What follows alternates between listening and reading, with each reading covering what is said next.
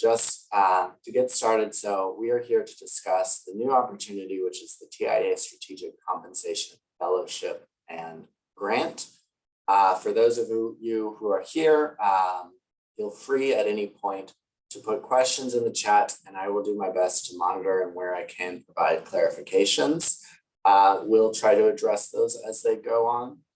And then I think for those of you who are watching the recording later in the future, this was initially given on December 15th.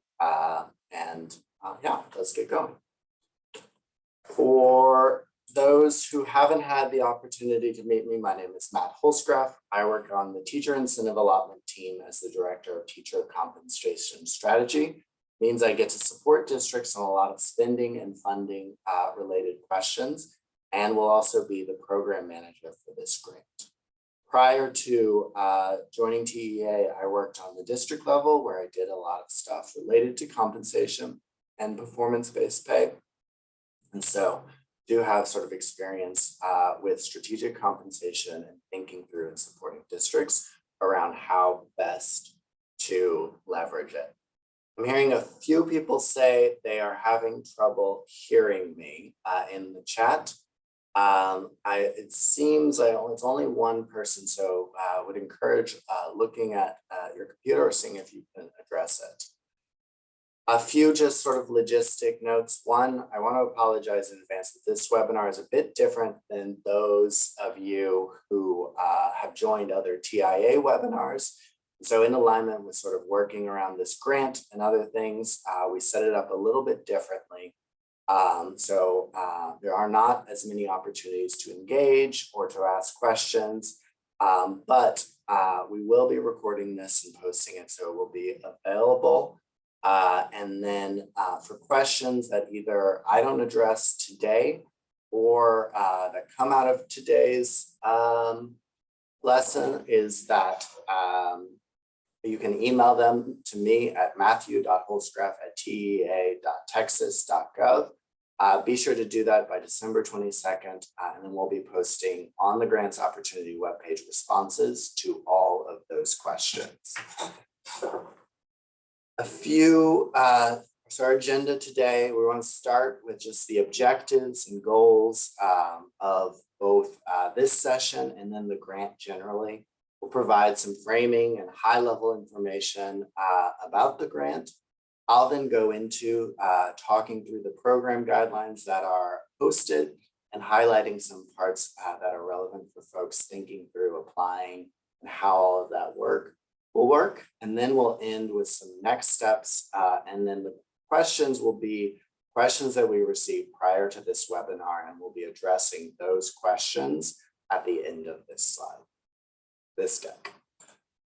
A few just objectives for the session is one, we want to make sure that we're sharing sort of the goals and pieces of this grant. So in your application, and as you consider whether this makes sense for you and your district or ESC, you have a strong understanding of those program elements. We'll then walk through sort of the timeline of what to expect with this grant and various sort of performance measures and expectations around the different pathways, and then leave with next steps for you to consider if you're still interested in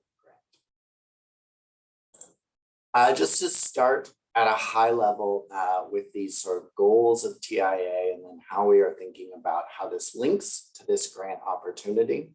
When you think of the teacher incentive allotment, our goal on this team and to support districts who work with the teacher incentive allotment is to help them with attracting and retaining their best teachers, and especially to provide incentives for teachers to serve the students who really need the most support. And it's around that last piece when we think about funding that is coming through the teacher incentive allotment and teacher compensation generally, that we want to support the work around strategic compensation. So to highlight just a few of the program elements of how this grant will work is one, we anticipate being able to make awards in mid-April with approximately $75,000 to $100,000 going to each grantee with an additional 20% matching required. This grant is anticipated to be a 3-year grant. So right now There's the first year, which will run for the first year, and then we anticipate 2 continuing grants that grantees will be eligible for. To be eligible, there's 3 pathways for applicants. So pathway 1 is for districts who are already approved, have their system application approved for TIA. And so these are cohort A to D districts. Pathway 2 would be districts who are right now in the process of getting their application and other materials together for TIA, and would be cohort E. And then the final pathway is ESCs who are supporting multiple districts if we're eligible for either pathway 1 or 2. The thing I do want to emphasize is when we think about strategic compensation and what this grant will support, it is really thinking through the best way to leverage TIA funds and sort of compensation funds generally for a district to think through what strategic salary updates they can make to their overall pay structure. And the focus of this grant is really around providing sort of funding for a staff member based at the grantees who can help sort of that planning process, engagement process, and work across teams to see what's possible when it comes to strategic compensation. We'll also here at TEA be supporting a sort of cohort model where districts have the opportunity to learn and to work with each other around what this could look like for their district. There's also a piece recognizing that when you get into compensation, there are sort of finance and other implications. And so also want through this grant to provide an opportunity to think of identify necessary technical assistance that might help with the planning process. One sort of question I've got is just around the 3 years and whether there's sort of a renewal or application for each year. With this continuing grants, grantees that have met all sort of performance measures will have to do a sort of quick application for renewal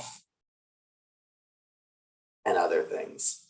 I'm hearing a few questions about just the audio issues. I do apologize if there's anything on our end, but we recommend either try logging in on a different device and seeing if there's any sort of adjustments that can be made.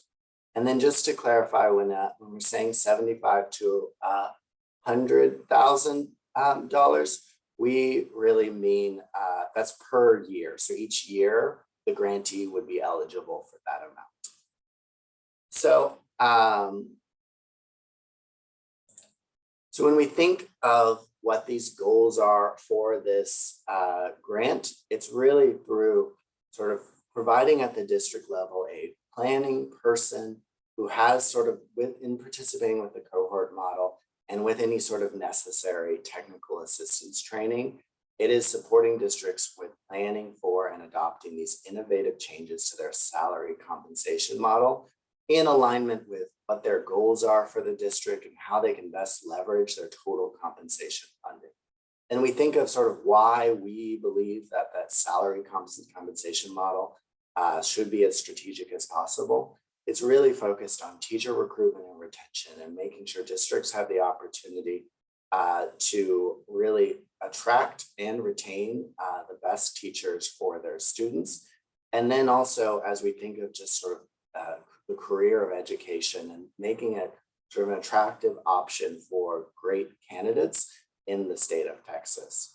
I think the other thing I would highlight here is when you'll see sort of in this grant opportunity, we also want these districts to serve as possible sort of examples that other districts can consider this path in the future and really sort of show what is possible when it comes to goals and compensation in the state of Texas. I do sort of want to identify right off the bat what this grant is really not focused on. And so while this is under the umbrella of the teacher incentive allotment, and we definitely think there are opportunities to think holistically about how the teacher incentive allotment will work with the work of this grant, it's not going to funding to support the TIA or the local designation system or sort of the implementation of that. Instead, it's focused around the planning around changes or updates to sort of a strategic compensation system. It's also going to be salary focused. And so when I'll talk a little bit more about that later, but it really is looking to sort of have support districts in considering how they can make updates to their salary to best reward teachers in their district. I think the third thing is we're not going into this with any sort of one size fits all model. You'll hear sort of a little bit later of just identifying sort of the district's goals and what makes sense for them will really be what most informs what changes make sense for a district when it comes to thinking through their strategic compensation system. To share just a little bit more on the first two components of the grant. So one of the largest portions of where we're really seeing this grant support is on sort of a dedicated strategic compensation coordinator at the district or ESC level. One thing as a resource we posted along with the grant is attachment B is a sample of what a position description of sort of what this person qualifications they might have and the responsibilities that they might have to sort of make this happen at the grantee level. We're seeing them reporting to either a senior leader or the superintendent at the district level, depending on sort of your individual district or ESC's makeup.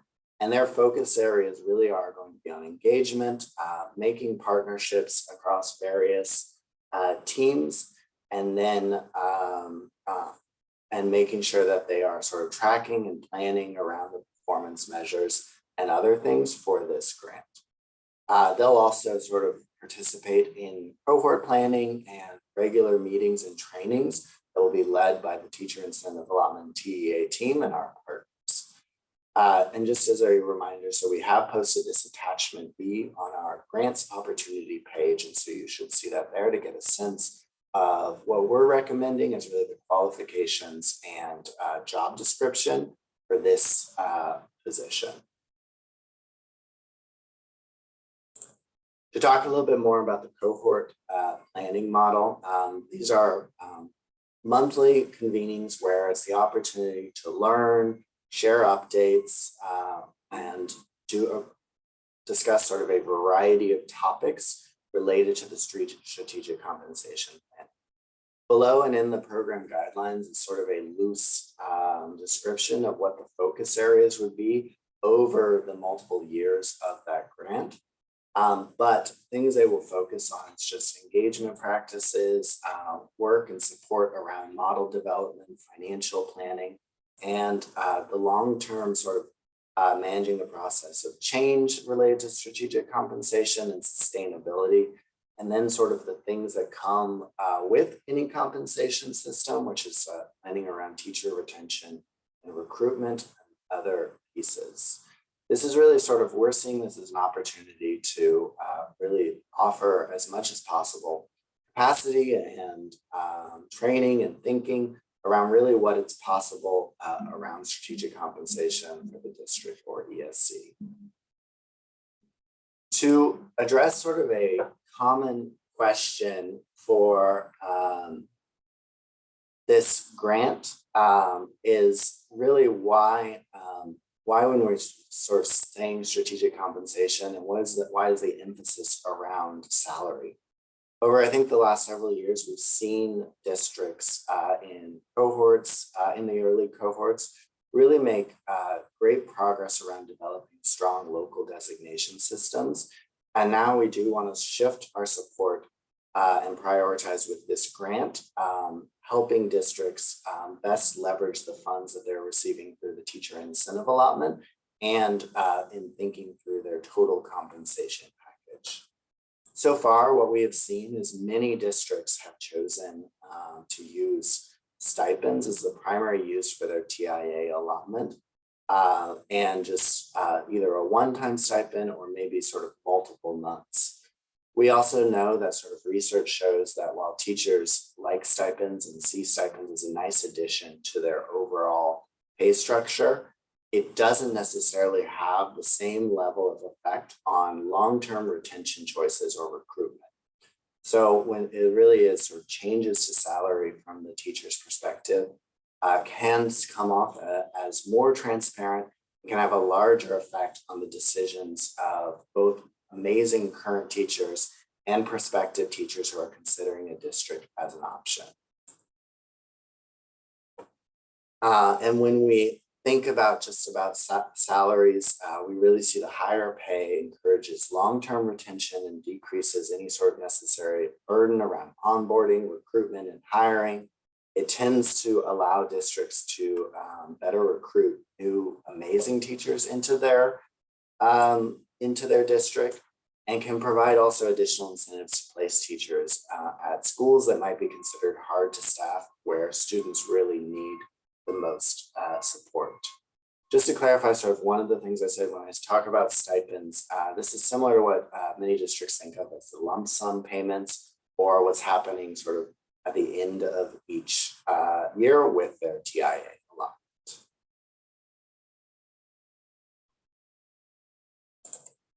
To address another question that we get often is, what could this look like for districts when it comes to planning around strategic salary updates, especially as we think of districts who may like a lot of parts of their currently salary process and may not want to sort of throw out what is working well for them, but instead wants to re-envision slightly or add on to that existing salary pay structure. And so well, on this thing, we have sort of these 4 columns, which are really oriented from what we see and what sort of the research tells us when it comes to strategic compensation, go from least goal oriented to most goal oriented. On the left, the first 2 columns are where we see many districts currently using their TIA funds in either those single lump sum payments or stipends or multi-month that may have sort of additional things going on. I've highlighted on here sort of the blue box, both just possible examples of what a more strategic salary-based system could look like for a district, for a grantee, as they consider sort of the future. For the third column, and again, I want to emphasize these are not necessarily this one size fits all, and ultimately it will be based on sort of a district's individual goals as they sort of design what makes sense for them. For the third column, it's really a district that wanted to try some additional changes and could create a salary add-on for designated teachers that increases their salary based on sort of an estimate around how much allotment is going to be generated. This is similar to districts that already think around teachers who earn a master's degree have that salary bump. It's a similar process for teachers who earn that designation. And then finally in the fourth column might be sort of a more goal-oriented strategic compensation system where they're using multiple factors to determine the base salary, which could include sort of the designation, could include sort of the type of school where a teacher is or the subject area. And they vary their pay scale based on those criteria. They could also include sort of a mix of salary changes and stipend changes. And so we've seen a lot of interest from districts in retention bonuses or somehow targeting retention with a stipend in addition to salary changes. I'm now going to shift into some highlights around the program guidelines. I appreciate sort of just a note on the questions in the chat. I am doing my best at monitoring them, but if I miss a question or if you leave this presentation with a question unanswered, I would encourage you to send me an email with that question and then we'll have the opportunity to post the FAQ, which will formally respond to all sort of outstanding questions after this webinar. In terms of program guidelines, I'm going to talk through just the eligibility and go a little bit more in depth about that, the funding, program application, and the the scoring. So to start just with the program eligibility, as I sort of talked about with our pathway 1 and 2, which is the pathway for LEAs. With pathway 1, this is really approved cohort A to D districts who have met sort of all cohort specific criteria. Pathway 2 is TIA districts who are planning on being in cohort E.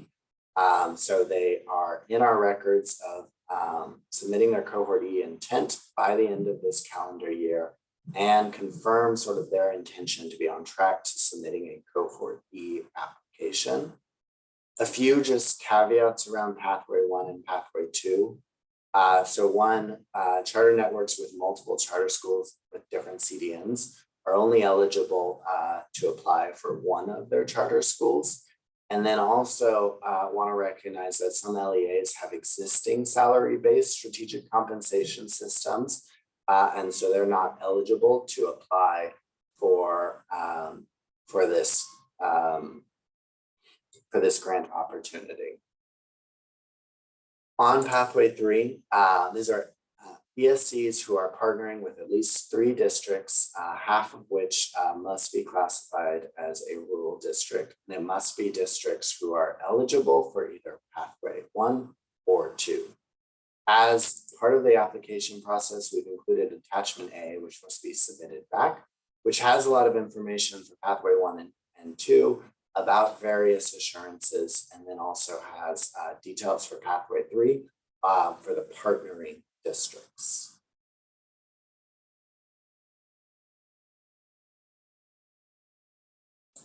In terms of the funding, so the way it works out is on pathway 1 and 2, applicants are eligible for up to $75,000 from this grant, with an additional 20% of cost sharing from the applicant.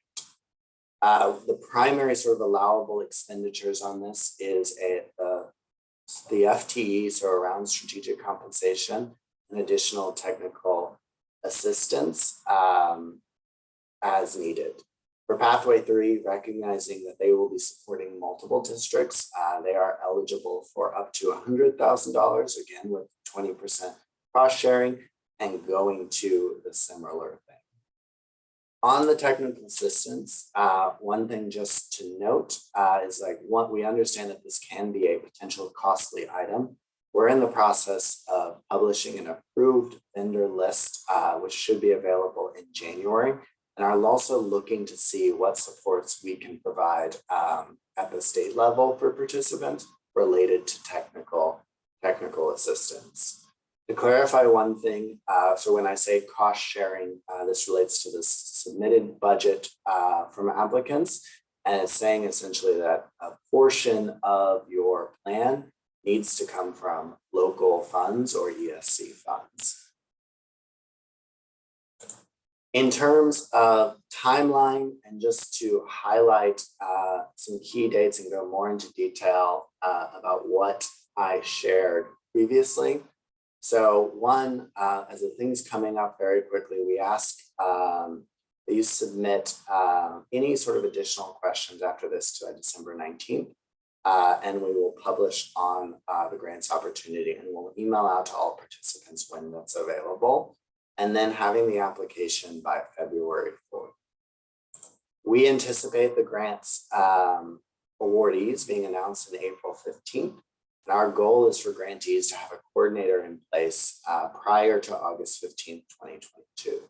The first grant period runs a little bit longer, recognizing that it may take some time for grantees to have a coordinator to get things up.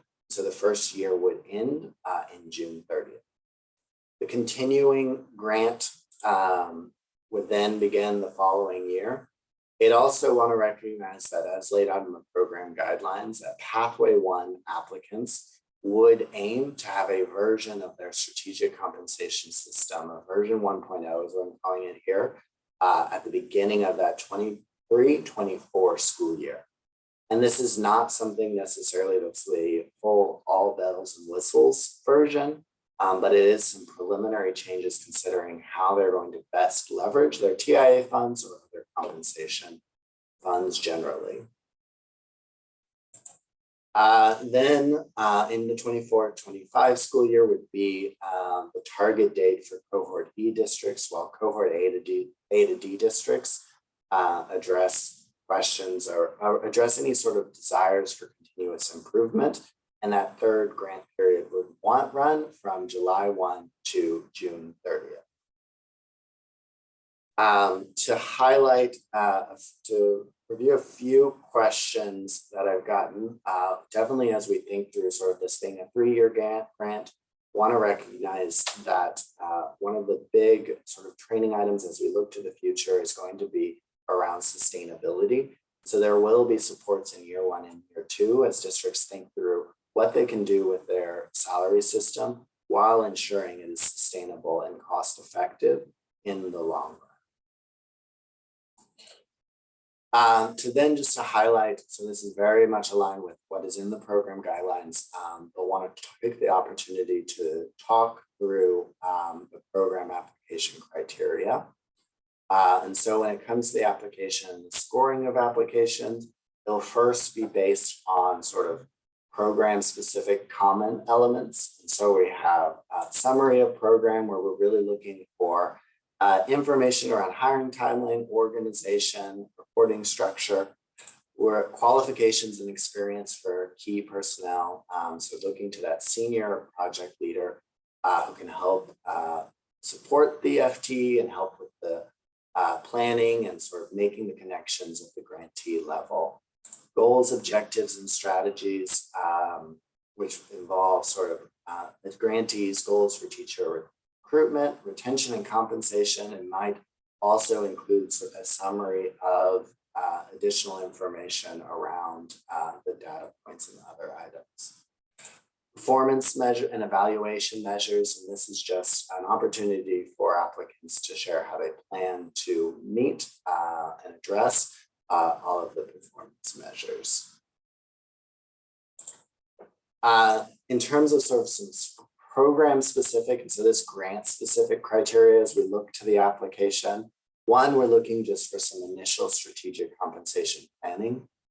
Certainly understand that a big part of this grant will be around fleshing out that planning, but interested with applicants in providing the opportunity for them to reflect on current goals, recruitment and retention, challenges that they might have, and then how they're thinking about where this work will live within the district and their plans for making sure that they select a high quality coordinator. Additionally, as the other sort of program specific criteria is around payroll and compensation.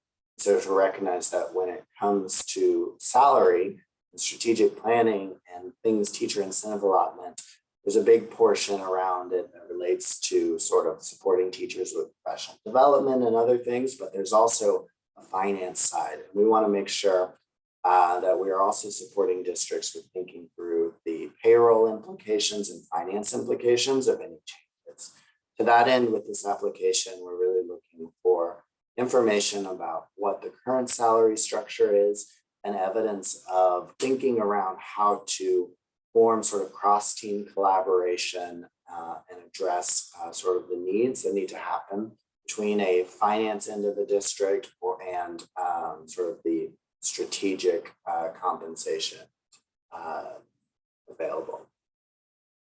I'm going to highlight, this is all available and there's more details in the program guidelines which are posted online, and I will share a link to those in a later slide. But generally to how the scoring is going to work for these criteria is each of those initial areas are going to be worth 10 points, and then the program specifics areas will each be worth 20 for a total of 90 points. I'm seeing a lot of questions in the chat just about whether these slides will be available. And so, yes, we're going to post a recording of this webinar. We'll also make the slides available so you can have access to this information later on.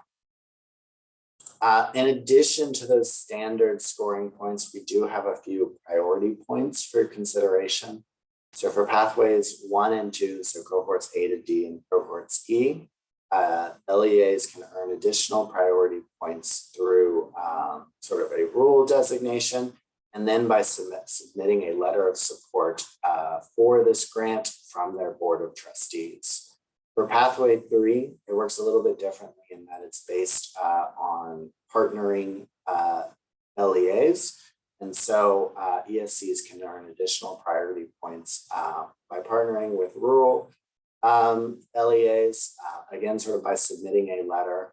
And then while we have that initial criteria that partners must include at least 3, they can earn additional points for moving beyond that 3 number. And so 2 points per LEA with a maximum of 6.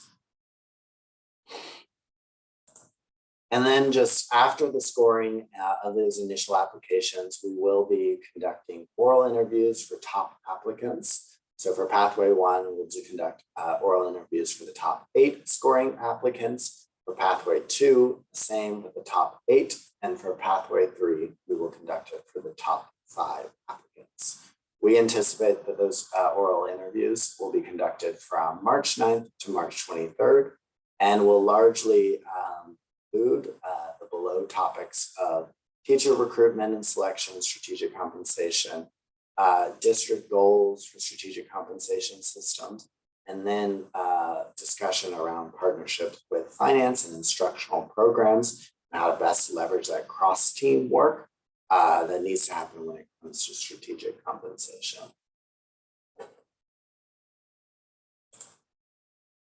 Then in terms of the awards, the way the grant awards is laid out in the program guidelines work, for Pathway 1 and Pathway 2, we've set aside $225,000 each, where applicants will be awarded up to that amount. So this should allow for 3 applicants from Pathway 1 up to 3 applicants from Pathway 2. For Pathway 3, recognizing they're working with multiple districts and have that higher grant award amount, $300,000 is reserved for Pathway 3. In the event that there's additional funds after that initial sort of pathway specific ranking, funding will continue according to that below order with the next highest ranking Pathway 3 applicant, the next highest ranking Pathway 1 applicant, and the next highest ranking Pathway 2 applicant. I do want to emphasize this is a quick review of the program guidelines, but there's a lot of other sort of content included. And so do want to point you in the direction of that, of the Grant Opportunities website. I have the address here. You can also get it by Googling just TEA Grant Opportunities. I'll also, and then where it is, you'll see sort of the full list of grant opportunities available from TEA, and highlighting that it is probably the 4th, I think maybe now it is the 5th one on that list, and has sort of all the specifics of what I've shared and more information related to this grant opportunity. Specifically, one of the things that's included on the grant opportunity page is a timeline that highlights many of the things I have already shared, and has links and other information available. We'll also be, when we post the recorded webinar and slides, we will also post on the grant page for this grant. In terms of just some next steps to highlight for all of you, one, as part of this grant, we'd encourage you to submit a notice of intent by December 22nd.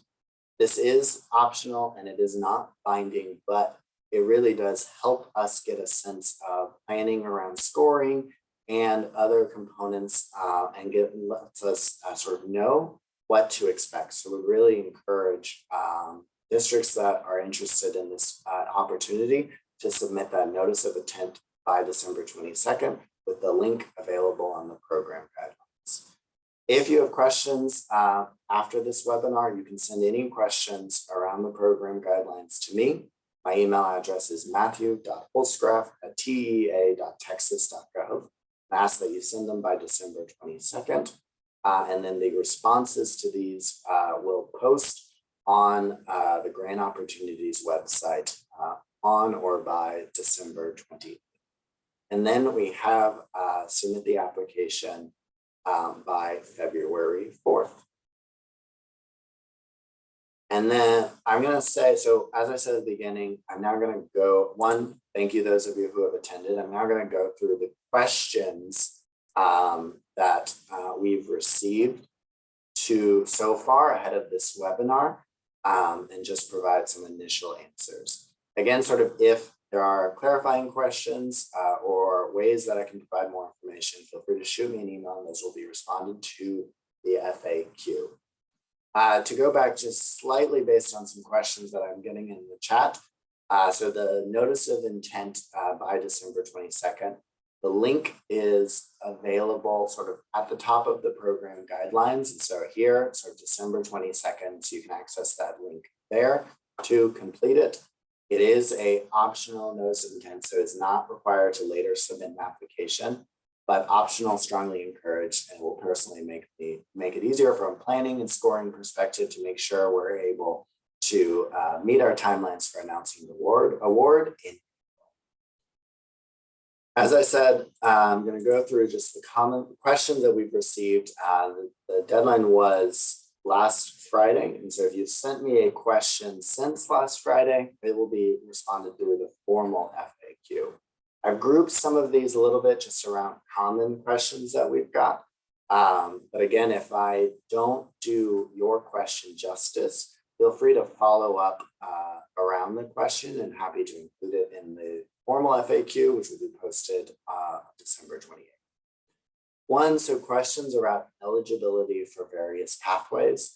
Specifically, will this grant allow support LEAs in pathway 1 or 2? If we are cohort D and this is our data gather year, may we still apply for this grant? Could this grant support LEAs beyond cohort E? And we are planning to expand our plan to include other grade levels and content areas. Which pathway would we be able to apply for? The grant is primarily intended to serve LEAs in pathways 1 and 2 or TIA cohorts A to E. Cohort D is eligible and they would be applying, that's actually my apologies, so I will correct that and include it. Cohort D would be applying through pathway 1. For cohorts beyond E, there currently is not a pathway for those cohorts, but there may be additional opportunities in the future. And then districts who are expanding or modifying their plan would apply to the relevant pathway based on their initially accepted cohort, not the one. So if you're modifying this year, you would not apply to cohort E. You would apply based on your initially accepted. Next question we got is this grant appears to be in alignment with the teacher residency grant offered to some ESCs based on T-Class Decision 5 recipients. Is this the same or similar work? So the goals of this grant are primarily compensation related. There are definitely sort of important staffing implications which can overlap with teacher residency or other sort of state level initiatives that we've been supporting. The Decision 5 T-Class grant has been awarded LEAs seeking to sustainably fund teacher residency programs via innovative staffing supports. There is opportunities for LEAs to engage in Decision 5 to also engage in this opportunity that supports awardees in implementing strategic compensation practices. So we will work. There's an opportunity to think through how best to leverage the two and make them work together. Is there a vendor partner that the ESC or LEA would work alongside? If so, who is it? As part of this grant, we will be issuing an approved technical assistant provider list in January. Additionally, sort of based on our final applicants and grantees, we are also looking to partner with consider whether to partner with technical assistance providers at the state level. It appears that this is work around strategic compensation will be in addition to TIA specific work. Is that correct? And then would we be able to apply to receive funding for a staff member to support planning for and implementing a strategic compensation system that includes updates to a district salary? Which pathway is that? So the answer to both these questions, yes, this work is aimed at supporting districts in planning and implementing a salary-based strategic compensation system in alignment with TIA funding. All pathways of this grant will go to a staff member to support this work. This is a question on timing. So ESCs can apply for $100,000 in the strategic grant.